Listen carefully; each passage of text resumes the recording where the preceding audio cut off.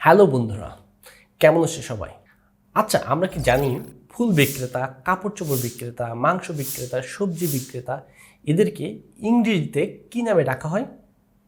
তো চলুন জেনে নেওয়া যাক।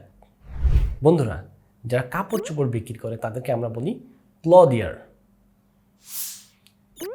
যারা ফুল বিক্রি করে তাদেরকে আমরা বলি ফ্লোরিস্ট।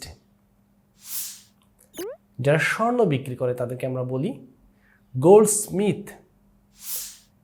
যারা মিষ্টি বিক্রি করে তাদেরকে আমরা বলি কনফেকশনার। যারা মাংস বিক্রি করে তাদেরকে আমরা বলি বুচার। যারা ভ্যানে বা গাড়িতে করে কাপড় চোপড় বিক্রি করে বা অন্য কিছু বিক্রি করে তাদেরকে আমরা বলি হকার। যারা শাকসবজি বিক্রি করে তাদেরকে আমরা বলি গ্রিন গ্রোসার। বন্ধুরা, আমাদের ভিডিওটি যদি ভালো লেগে থাকে তাহলে অবশ্যই কমেন্টসে লিখে জানাও, আর এমন মজার মজার ভিডিও পেতে অবশ্যই আমাদেরকে সাবস্ক্রাইব করো।